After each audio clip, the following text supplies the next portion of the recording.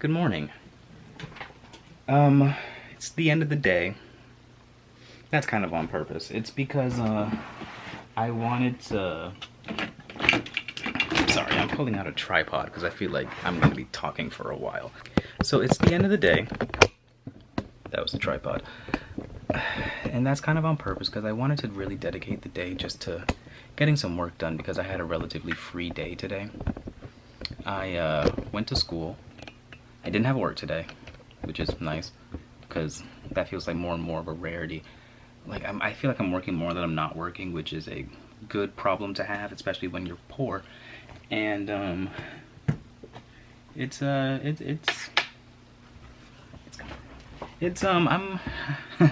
I'm becoming slowly less poor, but like it still definitely feels like, man, I'm working a lot. You know, I wish there was a way for me to make money but not have to like clock into a job. Hint, hint, nudge, nudge, please subscribe. Anyway, I didn't have work today. I have work tomorrow though, so I really need to get to bed. It's 12:36 in the morning. Also, I feel like I should mention, for sake of simplicity, today is the 10th. And yeah, so I am at the end of the day here. I spent all day working on vlogs and I managed to finish August. And I did get up until September 3rd edited, which is really cool, and I am very much looking forward to be caught up so I can like get that off of my mind and then whatever. It's funny because one of the vlogs I was editing, I was talking about, oh man, it feels so good to be caught up, because I was caught up at that time and I very quickly became not caught up. I wanted to give my thoughts on the iPhone 17. And, well, really I wanted to give my thoughts on the September 2025 Apple event, but the big thing is the iPhone 17, and it's because we'll talk about it. Now, there's definitely way more qualified people to be talking about this kind of stuff, so I won't really go too terribly deep into these things, but for the sake of you know, talking about things that I'm genuinely interested in, I will speak about them. The Apple event started with AirPods Pro 3, which, here they are. This is AirPods Pro Gen 1. I have been well, these might be Gen 2s, but I have been an AirPod Pro user for a while now. For so long that these are lightning on the bottom. That's how long I've had those. And they still work great, the battery life is still great, so I don't plan on upgrading, there's no point. Like, the only reason to upgrade is to get the USB-C, but like, cool. So they announced a couple new features with AirPods Pro 3, which I'm pretty like interested in. The heart rate sensing for workout and that kind of stuff, and also well, I think these are too, but like, they're now FDA approved hearing aids, which that's cool.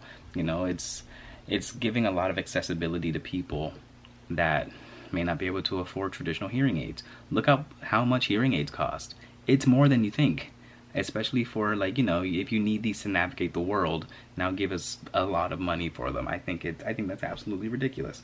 I'm looking at the Apple website on my iPad here, so if you see me looking down, that's what that is. But just to give myself like, oh yeah, they did talk about that.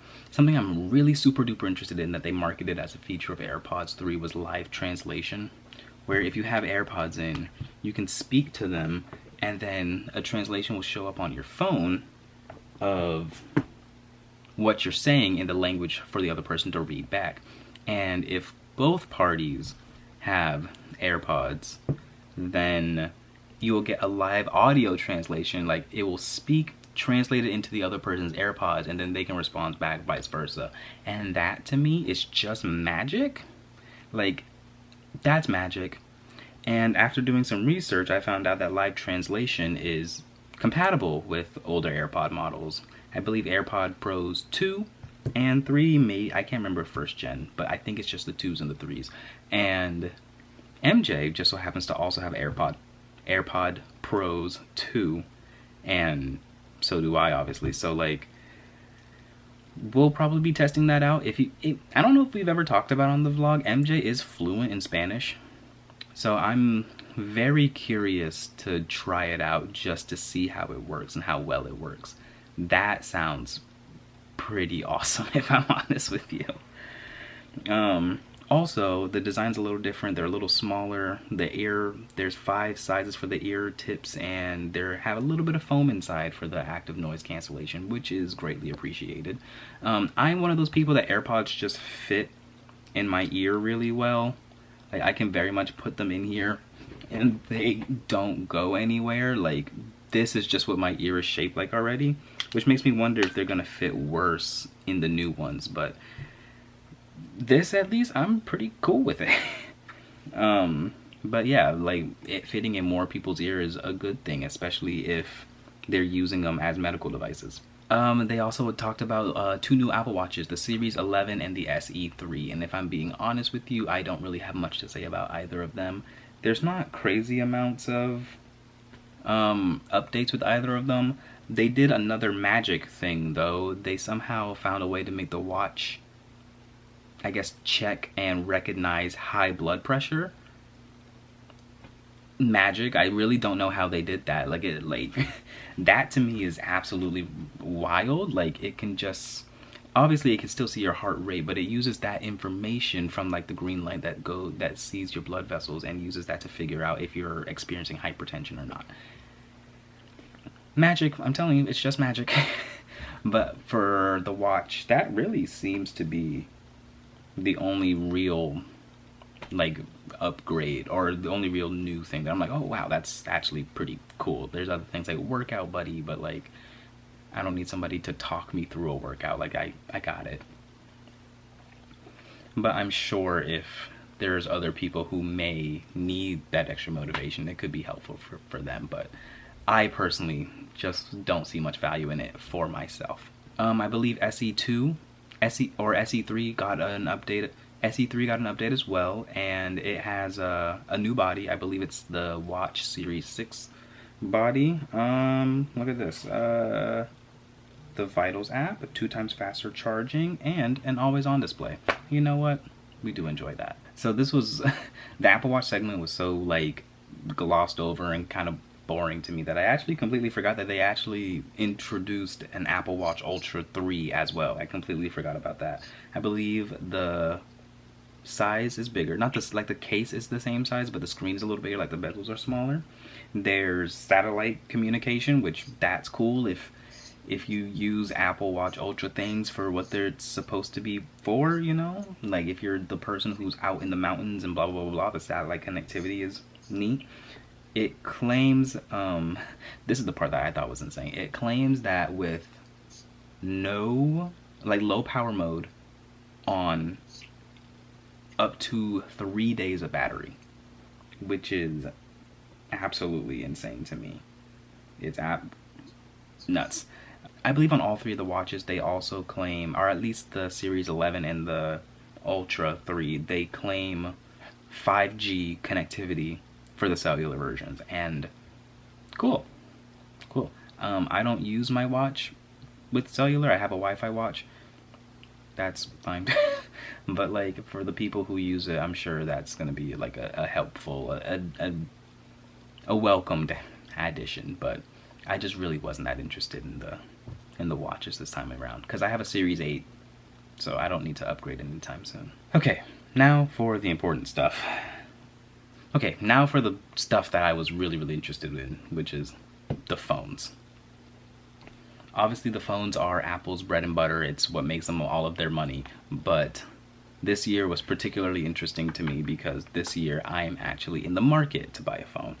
See, this is an iPhone 13. And that's you. But this is an iPhone 13. It is product red and I love it. But it's time. It's out of space, first of all. It's out of storage, and it's very slow. It's freezing up on me. It's rebooting. It's definitely showing its age.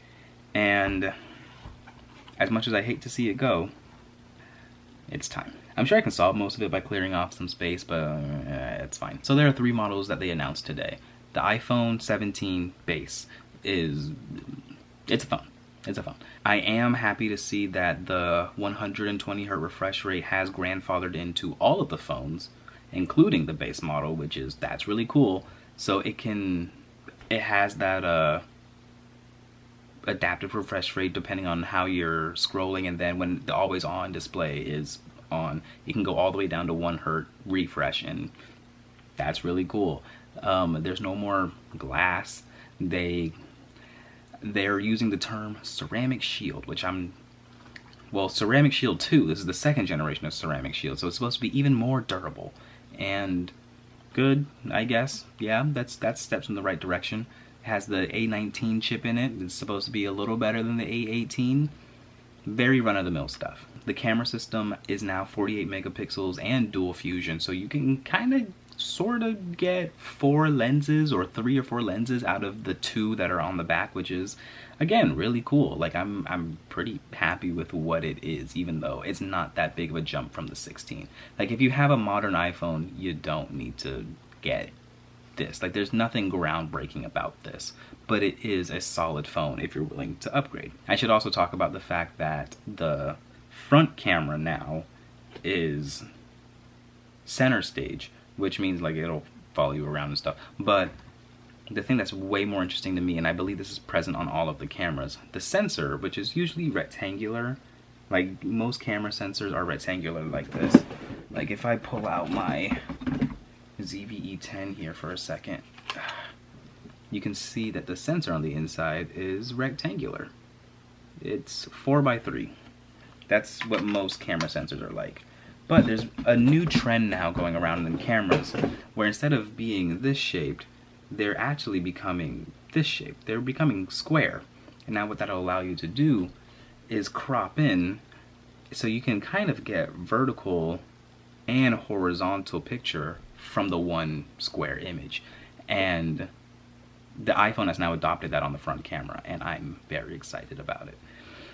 Which is nuts to me, because we're now getting OpenGate on my iPhone before OpenGate is coming onto like the FX3. But whatever, that's neither here nor there. A couple professional grade cameras are doing OpenGate now. I think some Lumixes and stuff, but like whatever. Next I'm going to talk about the Pro. Now the Pro was something that was really interesting to me because I think that I'm going to replace my iPhone 13 with the 17 Pro. I've always gotten base model iPhones. This is the iPhone like 13, like regular, the base model, whatever.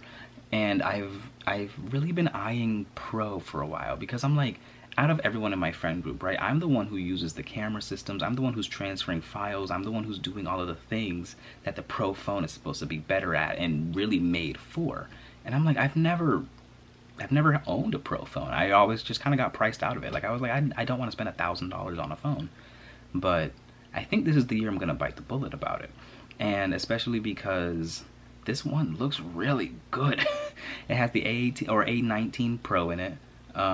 Same 3-system fusion camera system, 48 megapixels, all 3 cameras.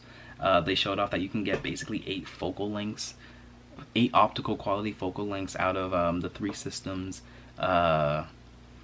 There's a lot of video support. Like you can just, I think I saw that you can just straight up record 8K video on it. Like what?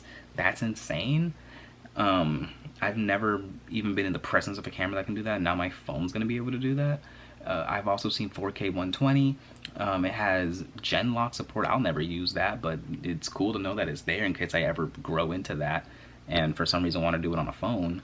There's also supposed to be ProRes RAW, which is another format that I don't shoot in for the sake of it's a lot of space, man, but like if I ever wanted to, it's cool to know I could do that straight natively from my phone, you know? There's a lot of interesting technology going into it that I'm just very interested in, and I think I am sold enough to be like, that is such a huge jump coming from the 13 going all the way up to the 17 Pro, and I think I'll get a lot of life out of that phone, because I tend to hold on to a phone for about 4 or 5 years, obviously.